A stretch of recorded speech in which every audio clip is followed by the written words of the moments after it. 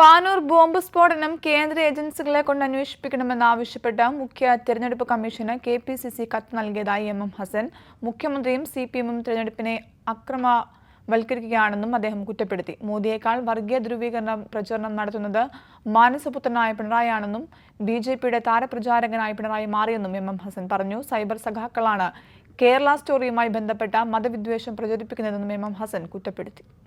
പാനൂർ സ്ഫോടനം CBI കൊണ്ടോ NIA കൊണ്ടോ അന്വേഷിപ്പിക്കണമെന്നാവശ്യപ്പെട്ടാണ് മുഖ്യ തിരഞ്ഞെടുപ്പ് കമ്മീഷണർക്ക് കെപിസിസി കത്ത് നൽകിയത്.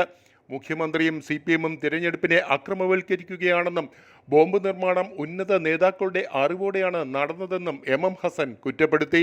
ഏറ്റവും ഒടുവിലുള്ളായ പാനൂർ ബോംബ് സ്ഫോടനം ഈ തെരഞ്ഞെടുപ്പിൽ ജനവിധി അട്ടിമറിക്കാൻ ആസൂത്രിതമായി CPMന്റെ ഉന്നത നേതാക്കളുടെ അറിവും അംഗീകാരത്തോടും കൂടിയാണ് പാനൂരിൽ ബോംബ് നിർമ്മാണം നടത്തിയത്. മുഖ്യമന്ത്രി വളരെ ലൈറ്റായിട്ട് വളരെ ലാഘവത്തോടു കൂടിയാണ് പറഞ്ഞത്. ചെയ്തത് തെറ്റാണ്, നിയമവിരുദ്ധമാണ്, അന്വേഷിക്കും, നടപടിയെടുക്കും. അങ്ങനെ മറുപടി പറഞ്ഞ് അവസാനിപ്പിക്കേണ്ട ഒരു കാര്യമാണോ? മോദിയേക്കാൾ വർഗീയ ധ്രുവീകരണ പ്രചരണം നടത്തുന്നത് മാനസപുത്രനായ പിണറായിയാണെന്നും ബിജെപിയുടെ താരപ്രചാരകനായി പിണറായി ഉള്ളപ്പോൾ മോദി ഇനി കേരളത്തിൽ പ്രചരണത്തിന് വരേണ്ട കാര്യമില്ലെന്നും എം ഹസൻ പരിഹസിച്ചു. മോദിയും പിണറായിയും ഒരേ തൂവൽ പക്ഷികളായി തിരഞ്ഞെടുപ്പിനെ അക്രമവൽക്കരിക്കുകയും വർഗീയവൽക്കരിക്കുകയും ചെയ്യുകയാണെന്ന് അദ്ദേഹം കുറ്റപ്പെടുത്തി. നരേന്ദ്രമോദി തൃശ്ശൂരിൽ വരാൻ പോകുന്നു. പ്രധാനമന്ത്രിയോട് വളരെ സ്നേഹപൂർവ്വം ഞാൻ അഭ്യർത്ഥിക്കുകയാണ്, അങ്ങ് ഇനി കേരളത്തിൽ വരേണ്ട ആവശ്യമില്ല.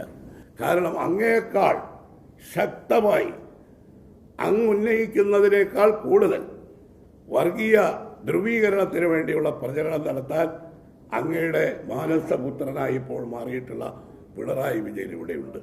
അദ്ദേഹം ഇപ്പോൾ BJPയുടെ കേരളത്തിലെ ഏറ്റവും വലിയ താരപ്രചാരകനായിട്ട് തെരഞ്ഞെടുപ്പ് രംഗത്ത് കളം നിറഞ്ഞു നിൽക്കുകയാണ്. സൈബർ സഖാക്കളാണ് കേരള സ്റ്റോറിയുമായി ബന്ധപ്പെട്ട മതവിദ്വേഷം പ്രചരിപ്പിക്കുന്നതെന്നും ഫേക്ക് ഐഡികളിലൂടെ വ്യാജ വാർത്തകൾ ഇവർ പ്രചരിപ്പിച്ച് മതവിദ്വേഷം വളർത്തുകയാണെന്നും എം ഹസൻ കുറ്റപ്പെടുത്തി. ഇന്ത്യ മുന്നണി അധികാരത്തിൽ വന്നാൽ കേന്ദ്ര സർക്കാർ കൊണ്ടുവന്ന കരിനിയമങ്ങളെല്ലാം റദ്ദാക്കുമെന്ന് അദ്ദേഹം വ്യക്തമാക്കി. പെൻഷൻ അവകാശമല്ല ഔദാര്യമാണെന്ന സർക്കാർ നിലപാട് തെറ്റായ സമീപനമെന്നും സത്യവാങ്മൂലം സർക്കാർ തിരുത്തണമെന്നും അദ്ദേഹം ആവശ്യപ്പെട്ടു.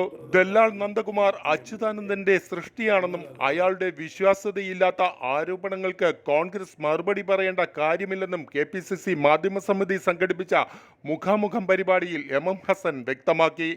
ജയ് ഹിന്ദ് ന്യൂസ്, തിരുവനന്തപുരം.